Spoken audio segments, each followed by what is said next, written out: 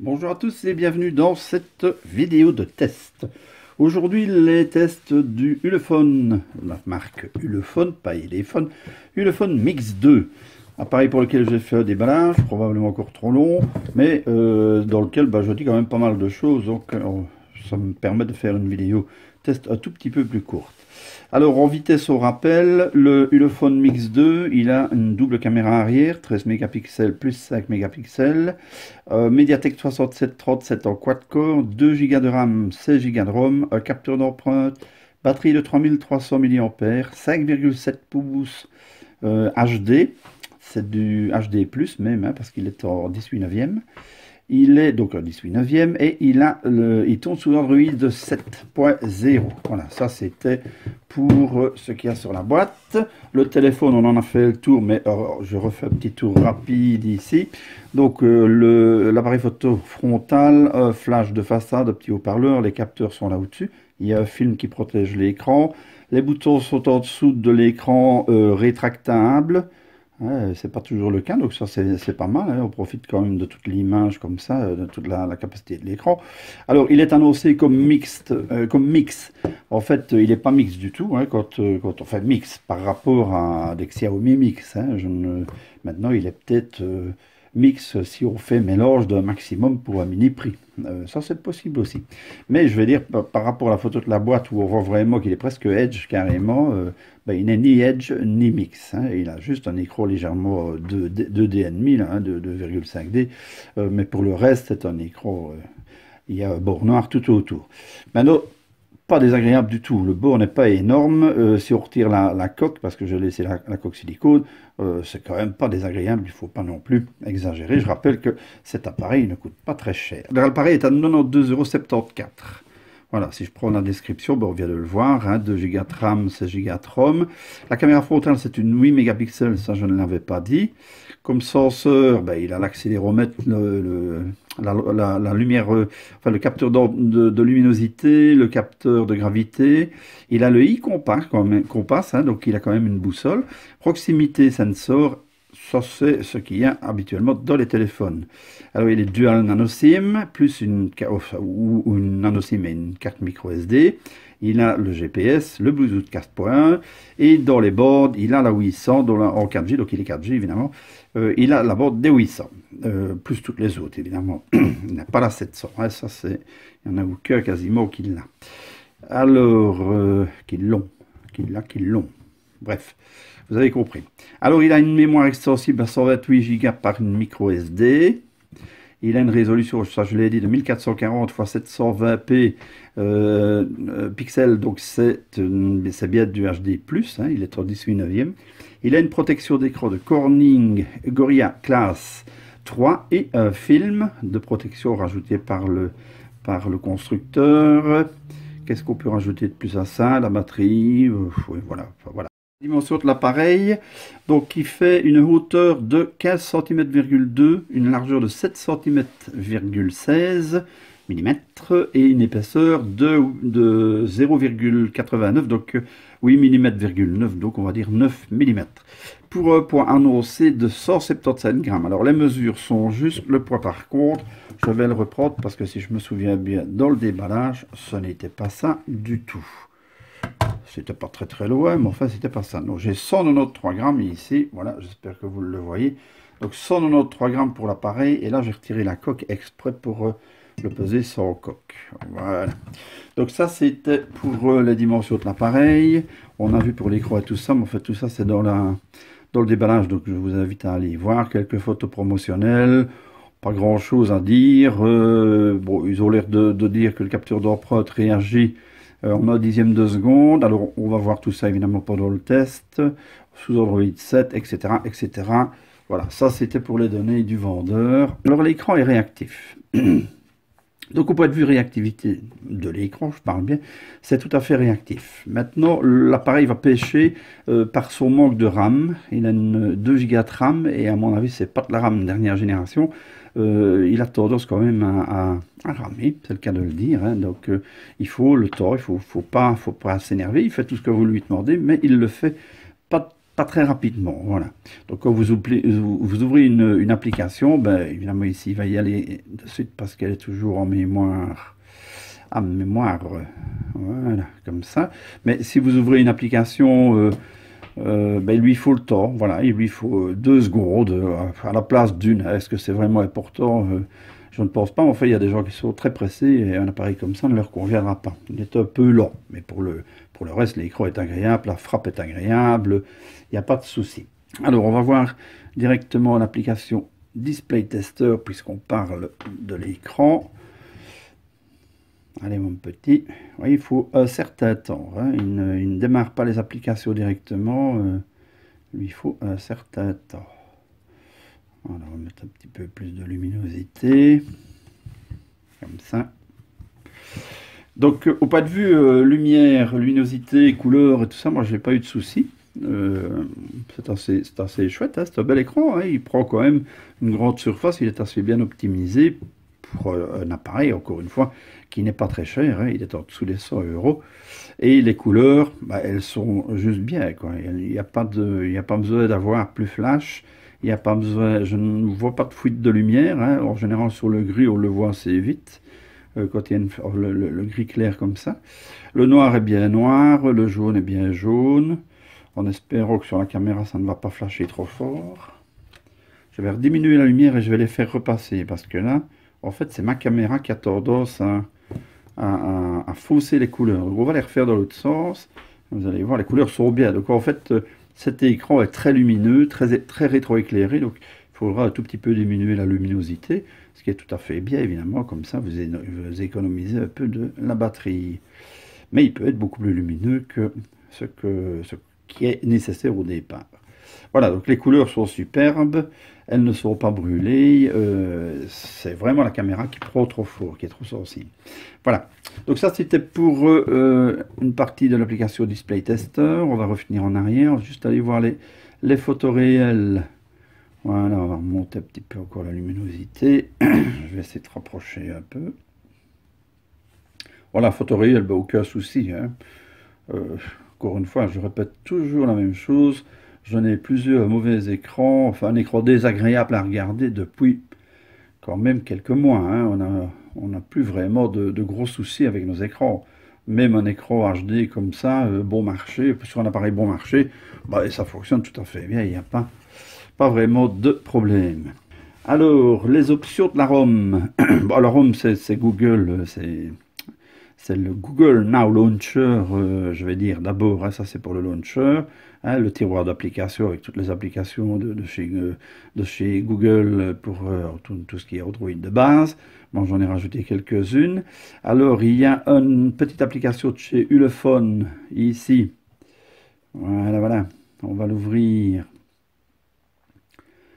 Ici, voilà, donc c'est uniquement pour aller sur le site Ulefone, pour aller voir les nouveautés de chez Ulefone. Donc c'est même pas une application, c'est juste un lien, je vais dire, pour ouvrir le ulefone.com. Hein. Donc la page générale du site de chez Ulefone. Et là, vous pouvez entrer dans les détails et aller voir un petit peu, ça, être mis au courant des produits et tout ça, etc. Ça n'a aucun intérêt, enfin ça n'a pas d'intérêt, vous savez faire ça sur n'importe quel appareil. Enfin là, ils ont mis un petit raccourci. C'est la seule chose que j'ai remarqué dans les applications déjà préinstallées. Le reste, c'est moi qui ai installé en plus, si ce n'est toutes les applications habituelles, hein, Gmail, Google, tous ces machins, hein, Maps et tout ça est dedans, le Play Store, bien entendu, est dedans. Alors, l'appareil, le stockage, donc c'est 16 Go, et ça évidemment, c'est pas beaucoup. Je vais reprendre les paramètres, voilà. On va aller dans le stockage, voilà.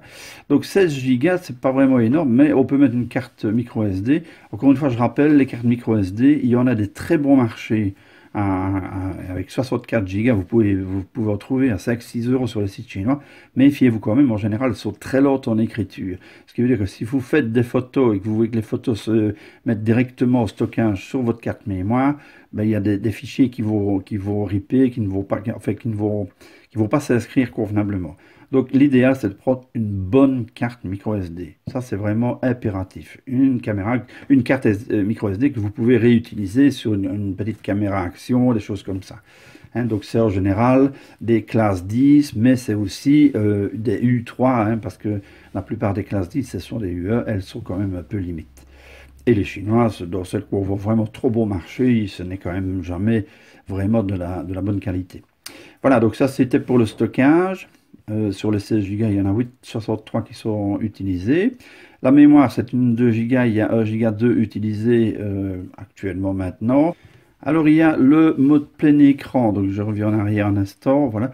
Le mode plein écran, plein écran dans les paramètres, il est en fait, il y a des applications qui ne peuvent pas être en plein écran, comme par exemple Chrome, calculatrice, tous ces machins-là, ça n'est pas fait pour le 18/9e. Donc si vous voulez en activer des applications, vous allez voir dans celles qui sont possibles pour le plein écran. Voilà, par exemple, le Display Tester, je pouvais le mettre en plein écran. Les fonds d'écran, forcément, ça peut se mettre en plein écran. Enfin voilà, il y a quelques applications comme ça. YouTube, normalement, voilà, YouTube, on doit pouvoir le mettre. Ah ben non, on ne peut même pas le mettre en plein écran, YouTube. Alors, tant qu'on est toujours dans le logiciel, dans les captures d'écran, donc j'ai fait le programme anti-malware, qui n'a rien trouvé de malveillant, donc l'appareil est tout à fait propre quand on le reçoit et qu'on le démarre. Au niveau de l'OTG maintenant, est-ce qu'il est OTG? Est-ce qu'il n'est pas OTG? Alors, on va pouvoir voir ici qu'il est, si j'arrive à faire une petite mise au point, donc le témoin on ne le voit pas bien mais il est allumé, donc il est bien OTG en plus de sa possibilité de rajouter 128 Go. Donc l'appareil comme ça n'est pas mal, hein, enfin, et jusque maintenant, moi, c'est un appareil qui m'a vraiment bien plu. Si ce n'est un peu sa lenteur quand vous démarrez des applications, des fois, il lui faut, enfin, je dirais, il lui faut 2 secondes de plus qu'un appareil très rapide. C'est pas non plus une catastrophe, mais si vous changez tout le temps d'application, ben, vous risquez quand même d'être un peu embêté. Donc les capteurs, alors qu'est-ce qu'il y a dans les capteurs? On a donc bien l'accéléromètre, le champ magnétique en attente de données, voilà, il les a. Là, donc la boussole est dedans, le capteur de lumière de proximité et le capteur d'empreinte. Je ne sais pas pourquoi, on ne sait pas aller plus haut, plus bas. Voilà, donc c'est ça que je vous disais. Parfois, il est un peu lent. Il est même tout à fait lent, là. Voilà. Donc ça, c'était pour ce qui est... Ah oui, on a l'assistant Google aussi, quand vous tenez votre doigt sur le bouton haut, parce qu'il y a une personne qui demandait ça qu'on vérifie un peu sur le téléphone. Mais, en général, il y est, donc il n'y a pas vraiment de problème. Alors la suite, c'est la vérification des mises à jour. Donc ici, je l'ai vérifié juste avant de faire la vidéo, donc il est bien à jour. Donc on est bien sur Android 7.0, donc il y a le tiroir avec tous les paramètres. Et ici, c'est un résumé pour pouvoir aller dans les paramètres, mais quand vous ouvrez les paramètres, vous avez d'abord des suggestions. Vous pouvez les avoir ou ne pas les avoir, ajouter une empreinte digitale par exemple. Vous avez le Wi-Fi, Bluetooth, carte SIM, consommation des données, plus c'est le partage de connexion, le mode avion, le VPN. L'affichage, ben ça on a vu évidemment. La notification, ah non, affichage, j'ai oublié de dire, il n'y a pas le Miravision dedans. C'est très étonnant. En général, il y a le Miravision quand même sur la médiathèque, mais ici, il n'y est pas. Voilà. Maintenant, ce n'est pas un gros problème parce que si vous voulez varier un petit peu vos lumières, il y a quand même des applications qui fonctionnent très bien sur le Play Store. Alors, notification, le son, bon, pour les sonneries et tout ça, en fait, ça n'a pas tellement d'intérêt, c'est comme tous ces téléphones-là. Hein. Les applications installées, le stockage, on a vu, la batterie, la mémoire, le mode plein écran et les gestures Unlock. Alors, il y a le double clic pour réveiller l'écran. Donc, slide Unlock, ça sert à quelque chose, oui. À mon avis, voilà, donc on peut le réveiller comme ça, ou bien on peut le réveiller avec le double tap, donc il y a les deux en fait. Alors tant qu'à faire, j'ai encore oublié le capteur d'empreinte, donc on va le faire, le capteur d'empreinte, donc il va super bien le capteur d'empreinte, hein, c'est peut-être pas un dixième de seconde, il faut bien mettre son doigt bien entendu, enfin bon, on va pas chipoter pendant 2 heures, il va bien, ça ne pose pas de problème, encore une fois, pour un téléphone en dessous de 100 €, c'est quand même assez bien fourni. Voilà, ça c'était, on était dans les paramètres, donc la gestion, les gestion unlock, donc il y en a plein, hein, il y a plein de choses, vous faites une lettre, et vous savez ouvrir le téléphone, ouvrir le navigateur, etc. Mais ça, encore une fois, la ROM n'est pas bien traduite à tout ce qui est dans les détails, c'est toujours en anglais, mais enfin, bon, à la limite, c'est quand même assez facile à comprendre. Alors, la gestion des comptes, la gestion de Google, les logs et saisies, les sauvegardes et réinitialisation, donc ça c'est ce qui sert à remettre le téléphone aux paramètres d'usine. Si un jour vous avez un problème qui bug ou une chose comme ça qui a tendance à bugger, vous les remettez aux paramètres d'usine, mais avant ça vous sauvegardez vos photos et tout ça parce que évidemment ça remet tout à zéro et puis vous relancez l'appareil et en général ça suffit pour sortir du bug, je vais dire, hein. Alors, date et heure, ben, c'est comme d'habitude, hein. Accessibilité, ben, pareil, tout ça, hein. Impression, les programmations mises en marche, donc ça vous pouvez le faire allumer et éteindre à l'heure que vous voulez, les jours que vous voulez, vous savez changer les heures en fonction des jours. Et à propos du téléphone, c'est ce qu'on a vu tout à l'heure, on est bien sur le Mix 2. Ensuite, ben, c'est les benches, c'est les performances de l'appareil. Donc je vais reprendre ma galerie. Donc 2688 pour le PC Mark. Le graphique, enfin ça n'a pas pour celui qui a envie. Alors Antutu de 36214. On ne saurait pas avoir beaucoup plus avec ce processeur-là. Donc il n'y a pas de problème de ce côté-là. Et l'appareil était vérifiable ici. Donc le Antutu maintenant nous permet de vérifier si ce qui est dans l'appareil correspond bien à ce que le constructeur a annoncé, et ici l'appareil est vérifié, tout est, évidemment c'est une capture d'écran, mais tout est clean, je vais dire, c'est bien ce qui était mis comme prévision. Alors les benches, en single core 569, en multicore 1633, c'est quand même pas non plus énorme. Pour le reste, on passera pour le GPS après. Alors au niveau des jeux, je vais commencer par Real Racing, c'est le premier qui s'est téléchargé. Donc on va d'abord calibrer le smartphone, voir un peu ce qu'il veut, taper pour continuer, on va essayer de rester dans le champ.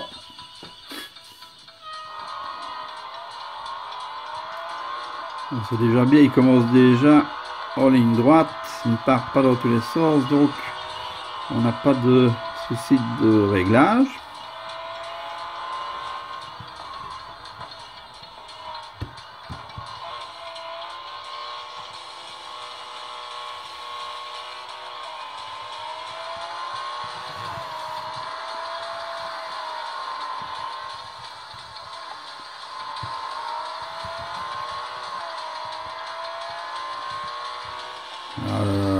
M'y ferait jamais à ce truc.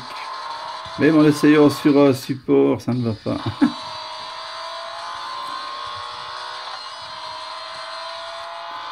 Enfin, le jeu n'a pas l'air de laguer, alors que, je vous dis, le téléphone n'est pas très rapide, hein, donc, première vue ici, ça fonctionne. Maintenant, je ne me rends pas bien compte par rapport aux autres si la vitesse des voitures est bonne. Enfin voilà, ça fonctionne, il y a des détails, l'image est belle, hein, l'image est bien colorée. C'est bon, j'arrête, je ne sais pas faire ça, ce sera pour une fois suivante. Voilà, on va passer à Rayman maintenant et voir dans Rayman, oui, si j'ai un peu plus de chance.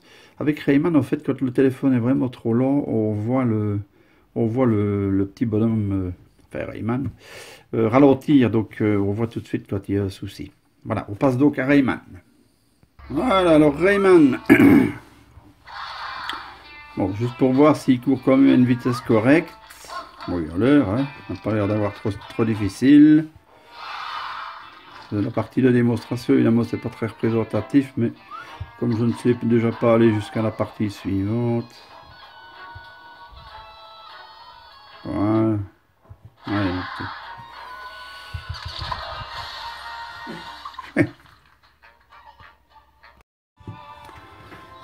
alors, la partie suivante, je vais quand même essayer un petit peu, juste pour le plaisir. Bon, ça a l'air pas mal, hein, ça a l'air d'aller raisonnablement. Encore une fois, mon avis n'a vraiment aucune valeur. Regarde là-bas, le fait enfermé dans la cage. Yes, yes, yes.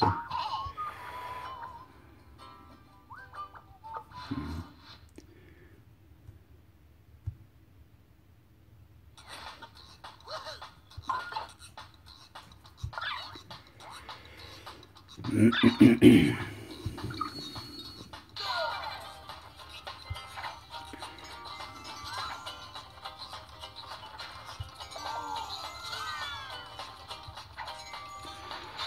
dirais bien que c'est étonnamment plus rapide en jeu que pour tout le reste. C'est marrant ça quand même. Ouh.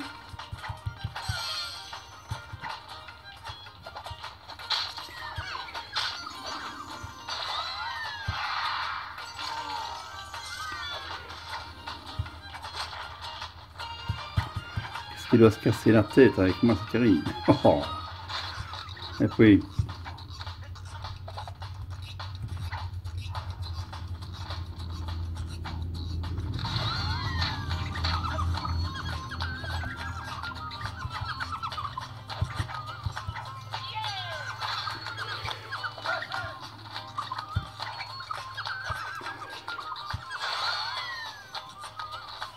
Alors, inutile de me dire que je suis vraiment nul, je suis tout à fait au courant. Hein.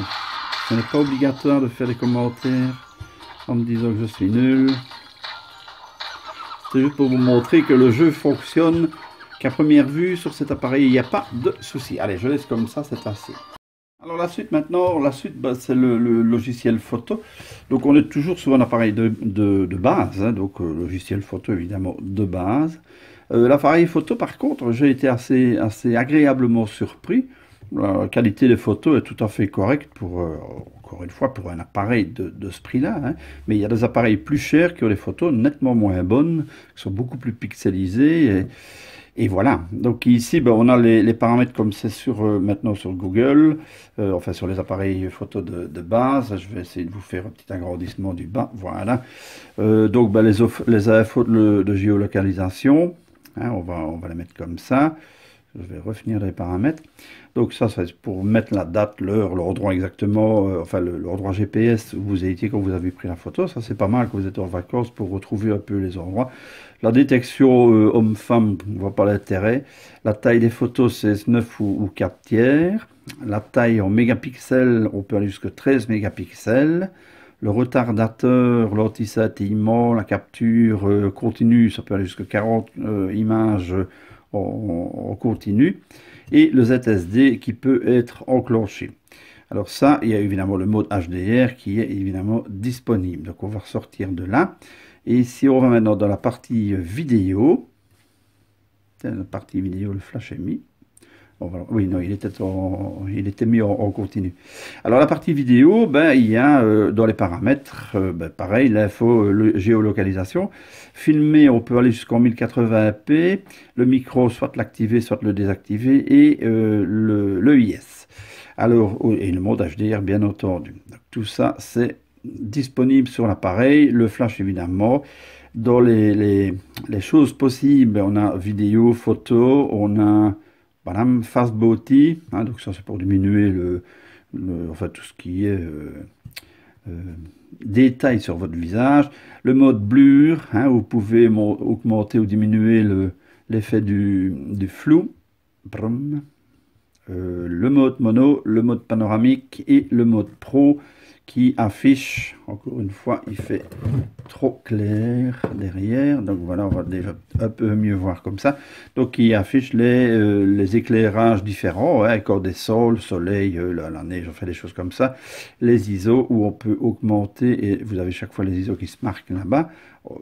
Quand c'est tout à fait à gauche, c'est en automatique.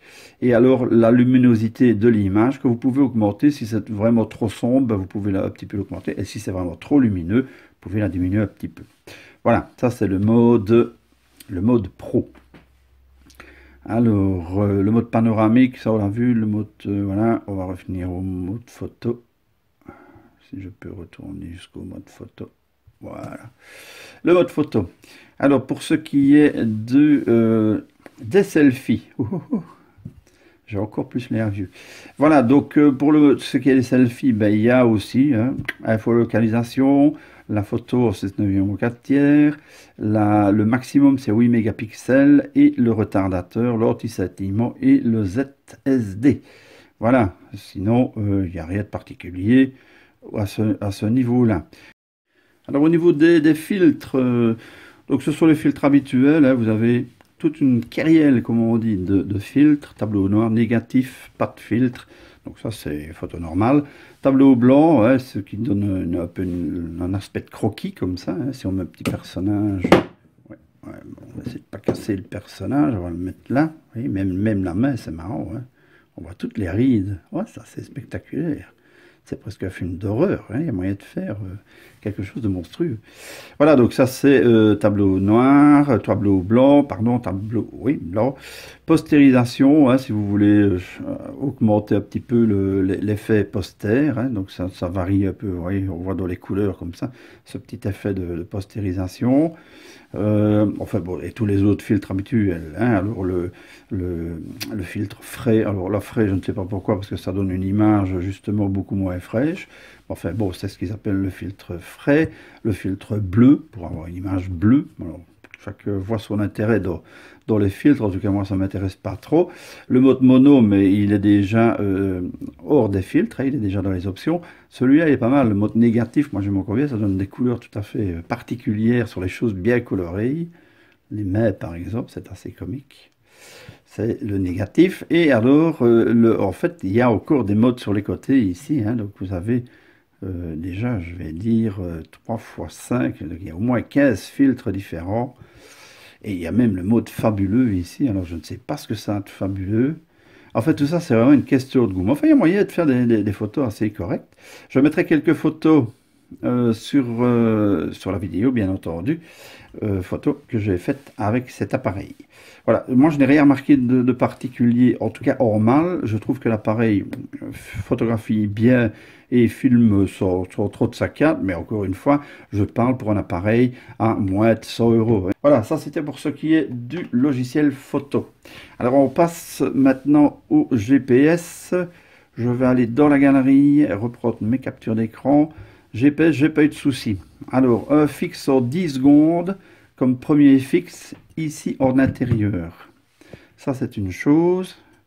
Voilà, il prenait peu de satellites, c'était pas très fiable. Vous y mettre de précision. Par contre, une fois que j'ai mis ma carte dans l'appareil, ma carte SIM, et puis que je suis parti sur la route, alors ben, il n'y a eu aucun problème. Il m'a mené partout où je voulais.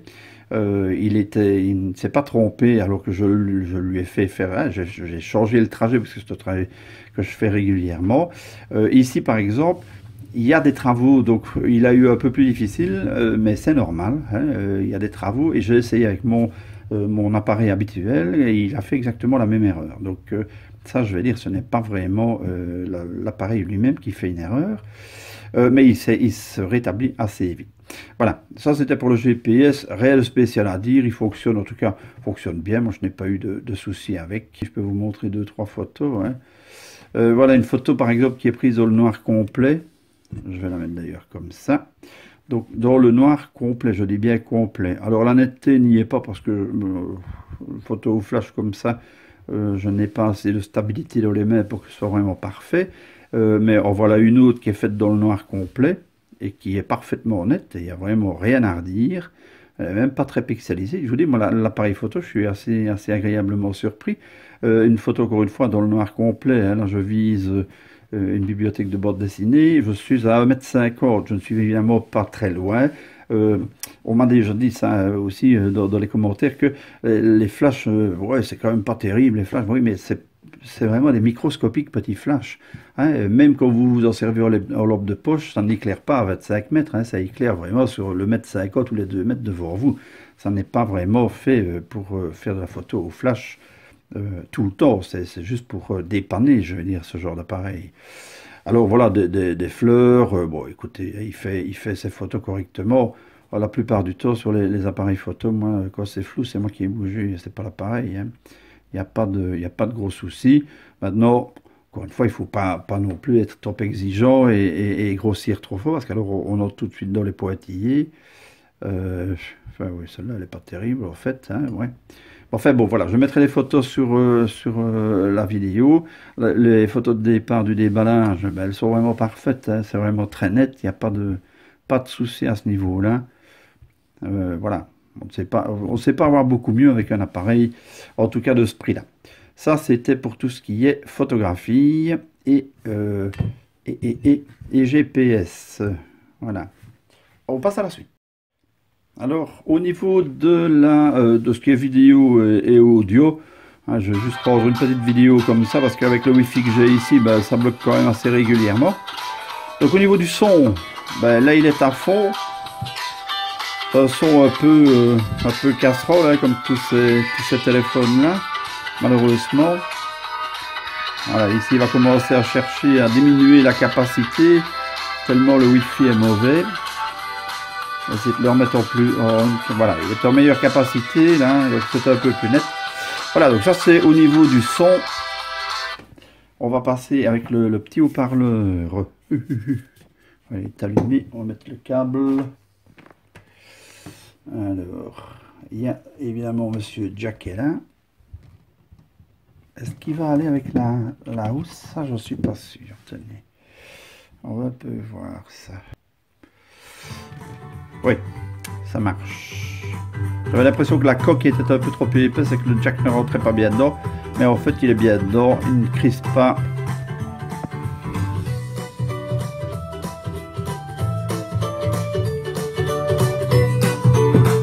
Voilà. Bon, ça va, hein, il n'y a pas vraiment à se plaindre. Voilà, on va essayer avec le Bluetooth maintenant, voir un petit peu ce qu'il en est. En espérant que nous n'aurons pas de soucis avec le Bluetooth. Ah ben il est allumé le Bluetooth. Alors, je voudrais bien que... Ah oui, pardon. Voilà. Allez mon petit. Cherche.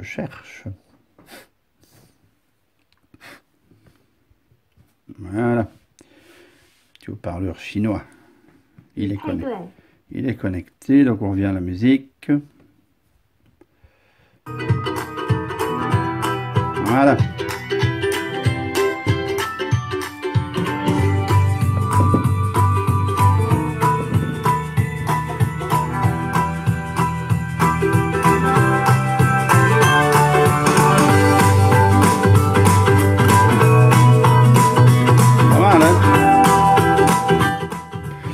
Voilà, pas mal du tout. Donc Bluetooth, pas de problème. Le haut-parleur fonctionne très bien. C'est juste le petit haut-parleur d'origine qui est un peu léger. Alors, tant que je suis dans les haut-parleurs, au niveau communication, ben, j'ai été très étonné. Le petit haut-parleur de communication, top. Moi, je n'ai pas eu de soucis. On entend vraiment très bien. Il y a de la puissance. C'est assez agréable. Et le micro fonctionne fort bien aussi. La personne vous entend tout à fait bien. Moi, je vais tester comme ça. Je teste toujours dans les deux sens, bien entendu. C'est évidemment le minimum. Ça risque de tourner la catastrophe parce qu'avec la qualité du Wi-Fi ici, évidemment. C'est marrant, les pubs, ça passe toujours. Hein.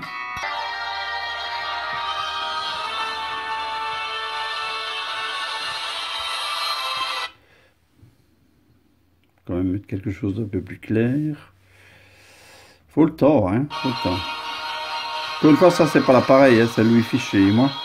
C'est vraiment de la merde, de la mierda. On va aller chercher la luminosité. Voilà, ça sera déjà un peu plus clair. Vous voyez ce que ça fait? Ça, c'est vraiment le signal qui est beaucoup trop long hein, pour... voilà, on va s'y mettre. Sinon, pas de souci.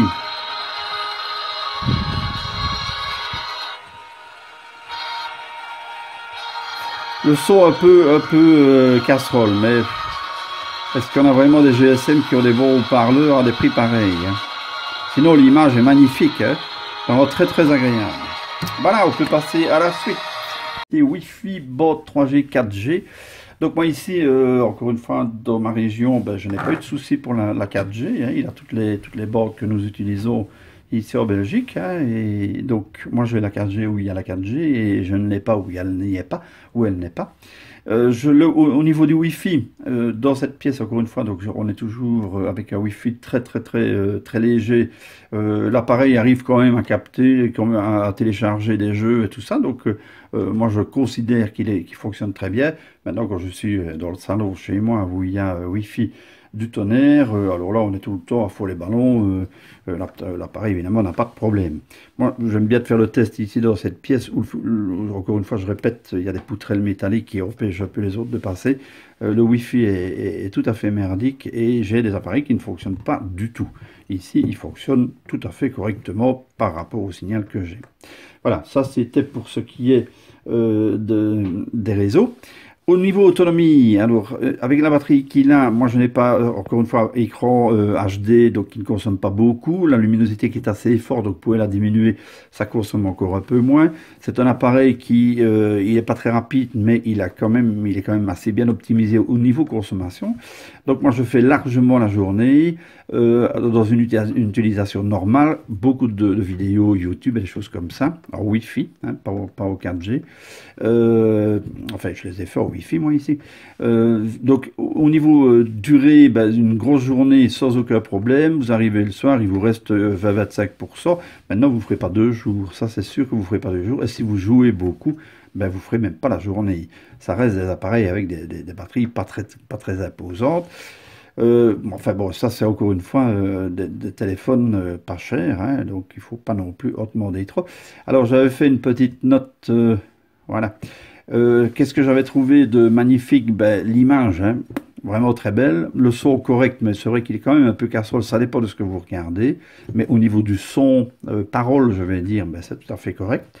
Il est sous Android stock, moi j'aime bien quand il n'y a pas de surcouche. En tout cas, quand c'est des marques ainsi, c'est sûr que si vous prenez Xiaomi, ben, la surcouche, enfin la ROM de Xiaomi est superbe. Si vous prenez Nubia, c'est pareil, hein, ce sont des ROM qui sont vraiment exceptionnels. Mais en général, dans les marques un peu plus petites, ben, ils viennent rajouter 2-3 trucs et les 3 quarts du temps, il y en a eux qui ne marchent pas dans l'histoire.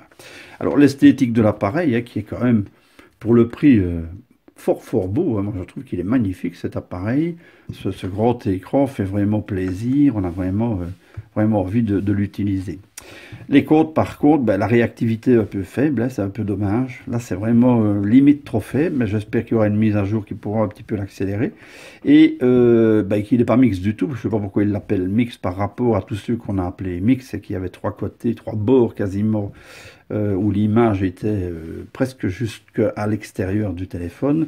Ici, ben, ce n'est pas du tout le cas, c'est un téléphone classique en 18/9e. Il n'y a rien de mix là-dedans. Voilà, c'est tout ce que je pouvais dire sur ce téléphone. Donc ma conclusion, ben, c'est que c'est un téléphone fort agréable. Pour moins de 100 €, il est vraiment top. Il a une belle image, bien contrastée, qui remplit bien une bonne partie de l'écran. Donc si vous regardez un petit film là-dessus, ben, c'est tout à fait agréable. Si vous faites des photos, bon, c'est correct, hein, ce n'est pas non plus Canon, mais enfin bon, ça fait quand même des photos correctes. Et voilà, elle a duré une bonne grosse journée sans souci. C'est en général ce qu'on demande d'un smartphone low cost, en tout cas.